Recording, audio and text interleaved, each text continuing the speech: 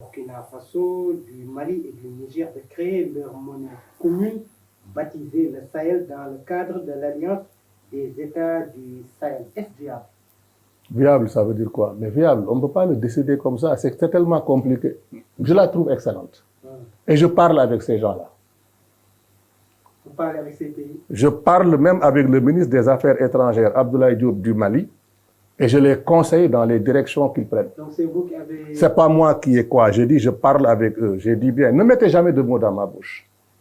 Non, je pose des questions. Je leur parle par poste interposé et je leur parle à certains personnellement. J'ai même eu une conférence téléphonique avec le ministre des Affaires étrangères du Mali et le ministre de l'économie et des finances du Mali. Mon épouse, moi et eux-mêmes. Et je l'ai dit déjà sur votre plateau de télévision avec Georges, comment il s'appelle encore?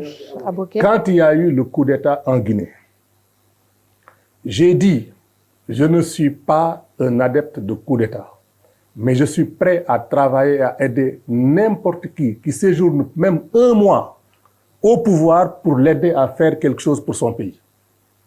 Parce que si je peux travailler avec des gens qui sont des dictateurs institutionnels, pourquoi je ne pourrais pas travailler avec des gens qui sont au pouvoir parce qu'ils ont renversé une dictature institutionnelle? Ça ne veut pas dire faire l'apologie de coup d'État. Mon temps sur Terre est limité et j'entends en faire un usage. C'est pour ça que j'écris tout le temps. Parce que je sais que je peux partir n'importe quand. Aujourd'hui, il y a au moins 3 ou 4 livres qui sont prêts à être publiés. Justement, on va parler. Voilà, je vais arriver. Ce que je veux vous dire, non, restez sur la question parce que c'est très important. Alors, c'est viable. C'est viable, mais si c'est fait comme il faut. J'ai récemment écrit à Abdoulaye Diop, ministre des Affaires étrangères, en lui disant de dire à Assimi Goïta qu'il risque de tomber dans le piège de l'obsession tout sécuritaire et d'oublier le développement économique. S'il oublie le développement économique, il va se trouver exposé par les mêmes populations qui le chantent. Quand ils ont fait leur première réunion sur le pacte de Liptako Gourma, Abdoulaye Diop m'a envoyé le document. Je lui ai dit, il manque l'essentiel, c'est le développement économique.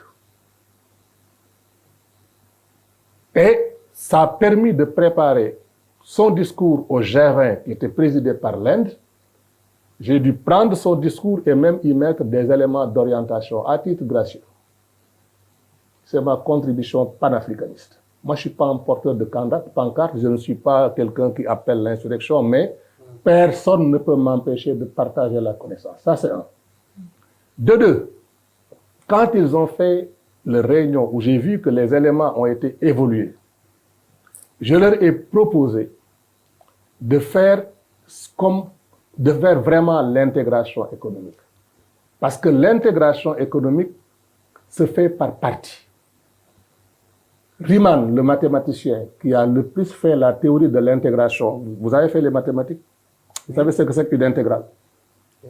Une fonction, une intégrale, quand on intègre, ça veut dire on regarde jusqu'où la fonction peut être appliquée.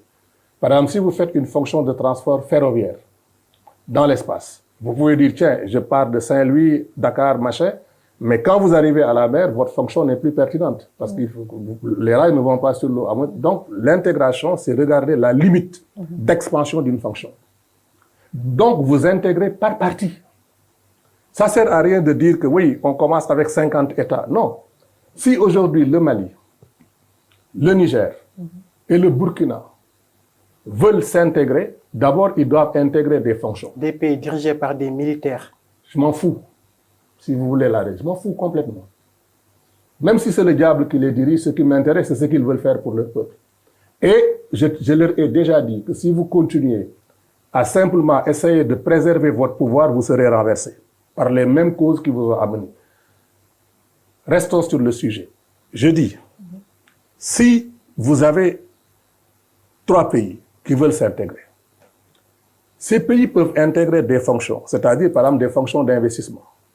Ils peuvent dire, voilà, dans quel secteur nous pouvons regrouper nos forces pour investir dans des infrastructures transfrontalières, parce que c'est ce que j'appelle les pays frontières. Sur un pays frontière, vous pouvez avoir par exemple 3 pays, mais c'est les mêmes populations, c'est les mêmes ressources, c'est les mêmes contraintes, c'est les mêmes problèmes, c'est les mêmes espoirs que vous pouvez avoir. Donc, vous pouvez dire quelles sont les fonctions qui pourraient permettre d'éveiller ce potentiel et de le mettre en branle. Donc, vous n'embrassez pas trop pour mal étreindre. Vous travaillez là-dessus. Ce genre de choses, je le leur écris. Et qu'on me dise quel pays, quelle loi l'interdit, parce que même les Américains commercent avec eux. Et je ne suis pas un citoyen américain. Très bien. Voilà.